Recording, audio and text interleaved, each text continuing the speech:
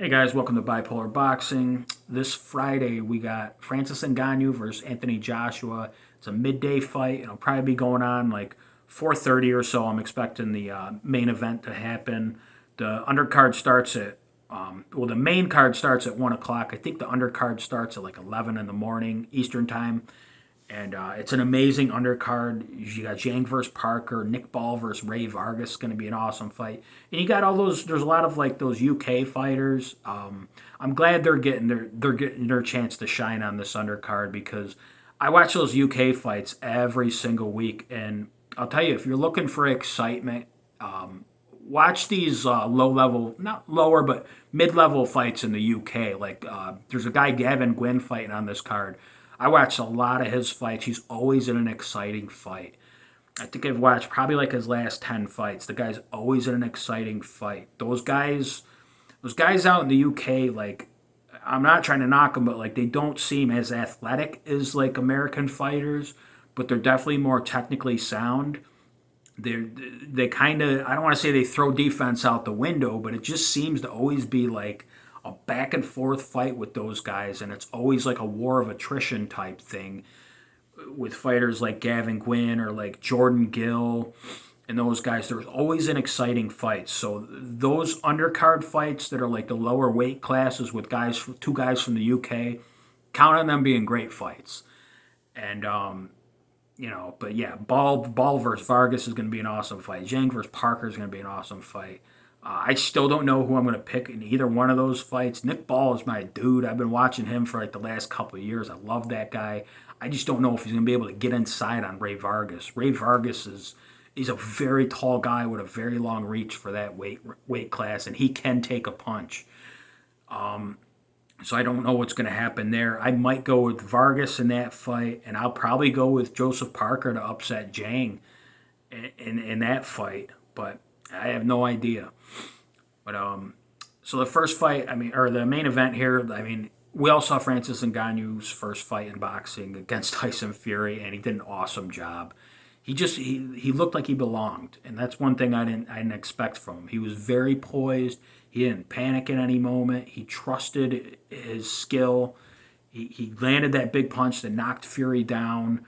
I mean, he did everything he had to do to win. He just didn't get the decision, and that just happens in boxing because there was so little, I should say, in that fight to judge on. Like all these people that are talking about, like Ngannou, crushed him, or Fury crushed him, or whatever. There wasn't any of that going on. It was just like whoever did a little bit more than the other guy. But like a lot of those punches, a lot of those rounds, you can't judge clean punching, and that's the first criteria you're supposed to judge on in boxing. You couldn't judge it in a lot of those rounds because there was no clean punching. So then you'd have to go with like effective aggression and defense, ring generalship. You have to bring those other aspects in, which judges aren't usually. They're not used to judging fights like that because usually you can tell in a round the clean punching settles it right there. That fight you really couldn't do it. So I would say in that fight, out of the 10 rounds, there was about six of them that you could have given either way. And but I also think it was an A-side decision. Even though I scored the fight for Fury, I think if the people putting the event together wanted Ngannou to win, the decision would have went to Ngannou and vice versa. So I think the people wanted Fury to win, and they said, look, if it's even close, kind of give the rounds to Fury. Like, I don't want to scream robbery either way, but it just happens in the world of boxing. So, yeah, but Francis Ngannou arguably outpointed Tyson Fury, who's almost impossible to outpoint in today's boxing. So that was a very good performance. The thing is, and like AJ doesn't have much to go back and look on in that fight because Ngannou, that was the first and only time we've seen him in a boxing ring, and he's fighting a guy like Tyson Fury. So we don't know how Francis Ngannou is going to fight a guy like AJ. Only Francis Ngannou and Dewey Cooper know that. So AJ can't look at that fight and be like, oh, this is what I'm going to do because no, he only did that because he's fighting Tyson Fury. So now they're going to come up with a whole new game plan just for you. And they have a whole career worth of, tapes on you that they can watch. So Ngannou's got that going for him. He still has the surprise ability in him, even though we've seen him fight. So it's all a matter of what AJ does. So I think this fight works, one of two ways. If AJ fights like he used to before the Ruiz loss, and including the Ruiz loss, I mean, even that fight, he had a back and forth with Klitschko. He had the back and forth with him and Dillian White was back and forth. Joseph Parker was a good fight, and those fights, like he got hit too much. He won most of them or whatever, but then he ran into Andy Ruiz. He knocked him down. He was a little overconfident. Tried going after him. And he got clocked on the top of the head, and he never recovered from it. But I think he's learned since, like, hey man, I could just sit back here and outbox these guys. Like, let them come to me at times, and I will just pick them apart and step to the side. You don't necessarily have to step to them when they step to you.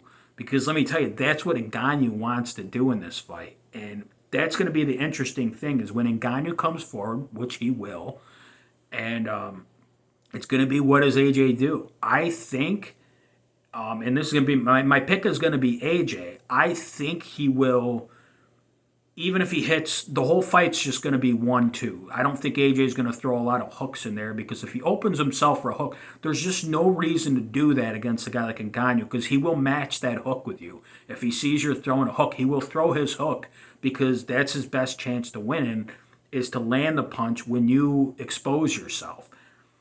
I don't see AJ doing that. I just think him sitting back, boxing, landing a 1-2, landing a jab, but lateral movement the whole fight. I want AJ to be on his bike. I don't care how many people boo. I don't care how many people are going to, call him a pussy after this fight. He needs to win this fight first. If he gets real comfortable in there and he thinks he can go for the knockout late, so be it. Go ahead and do it. But the smartest thing for AJ to do would just be to pepper him on the outside. And AJ's shown after that Ruiz loss, he can do that. Yeah, he couldn't do it against Alexander Usyk. You know who else couldn't? Anybody else in the world. So it's nothing to hang your head on because you couldn't do it against Usyk. But everybody else, and against top fighters like Andy Ruiz, that second fight, that's Joshua's best performance in my head. And he showed that he can outbox a guy like that and not even lose a round. He didn't lose a round against Ruiz in that second fight. He probably didn't lose a round against Otto Wallin either.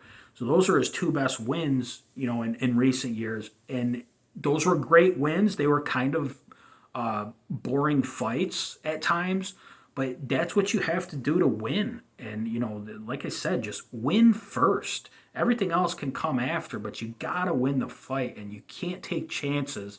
Not with a guy like Ngannou, who really only has one path to victory, and that's catching you clean and knocking you out. Because even if Ngannou knocks him down, you don't see him winning a decision because that just means AJ's going to regroup. He's gonna be. I think AJ's just going to land a lot more than Fury did against Ngannou, and he's going to land it. But they're all going to be safe punches. They're going to be from distance. So even if Ngannou swings on him and lands a punch, while AJ's throwing, AJ's still going to be on the outside, and they'll catch the end of the punch instead of taking the bulk of that punch like Fury did. But yeah, just stay on the outside, lateral movement the whole fight, and force Ngannou to keep resetting himself because the guy's still getting used to boxing. He's still getting used to being in a ring. So just don't let that guy get in a groove. Hit him with a jab and just move to the side.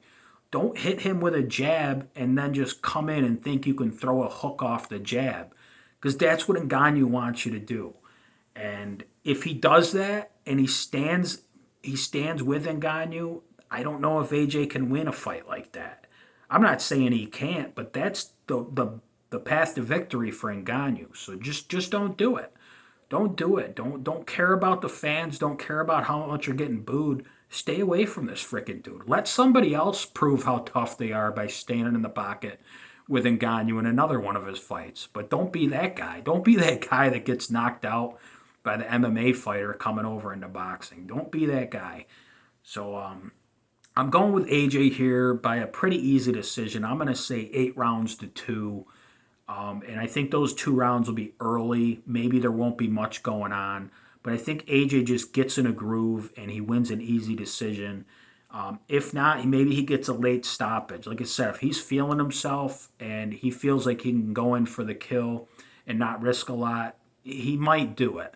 But I like the over a lot in this fight. I think the over is 6.5 rounds. I like the over in this fight, and I'm gonna take Joshua by unanimous decision.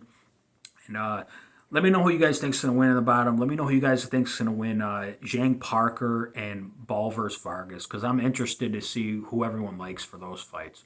But enjoy the fights, guys. See you next time.